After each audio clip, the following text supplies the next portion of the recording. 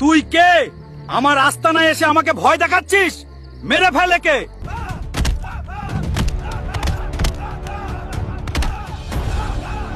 আপনি এদের হাতে বন্দী হলেন কিভাবে? আমি মরু রাজ্যের রাজা। এরা আমার রাজ্যকে ধ্বংস করে দিতে চেয়েছিল। আমার কথা বাদ দাও, তুমি কোথায় যাচ্ছ? আমি মরু রাজ্যের তান্ত্রিকের কাছে যাচ্ছি। চাইলে আমি তোমাকে পথ দেখাতে পারি। আমার মাকে সাপ পরিপাথর বানিয়ে দিয়েছে। মাকে ঠিক করতে হলে জাদুর ফুল লাগবে। তার আগে আমার হাতটা ঠিক করতে হবে। আর কত দূর তান্ত্রিকের বাড়ি? আর বেশি দূরে নেই, ওই তান্ত্রিকের বাড়ি। আর তুমি কি জাদুর ফুলের কথা বলছো? আমি বুঝতে পেরেছি, আগেও অনেকে এসেছে, কিন্তু কেউ বেঁচে ফেরেনি। ওই পাহাড়ের ওপরেই তান্ত্রিক থাকে।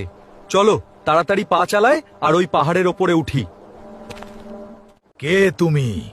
কি চাও? এক ছলনাময়ী বুড়ি আমার হাত পাথর করে দিয়েছে। আমাকে সাহায্য করুন। আমার এই হাত দুইটা ঠিক করে দিন। আমি কিছু ফ্রিতে দেই না, সোনা দিতে হবে। আমার কাছে তো কোনো সোনা নেই। আমি দেব সোনা। তুমি আমাকে বাঁচিয়েছো। এই নাও জংলি গাছের পাতার রস। এটা হাতে দিলেই তোমার হাত ঠিক হয়ে যাবে।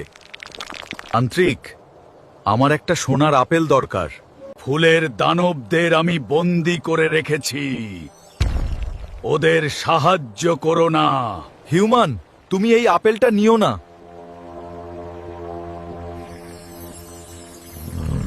তুমি বড় ভুল করেছো। আমি মারা যাচ্ছি। সামনে ভয়ঙ্কর বিপদ আছে। এই নীল বোতলটা নাও। বিপদে পড়লে এই তেল গায়ে মেখে নিও। তান্ত্রিক, আমাকে মাফ করে দিবেন। আমার একটি ভুলের জন্য তান্ত্রিক মারা গেল। হিউম্যান, যা হওয়ার তা হয়ে গেছে। চলো এখান থেকে।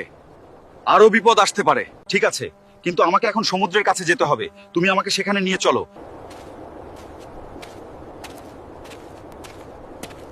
হিউম্যান, আমি ভাবছিলাম আমাকে তোমার সাথে নিয়ে যাও না।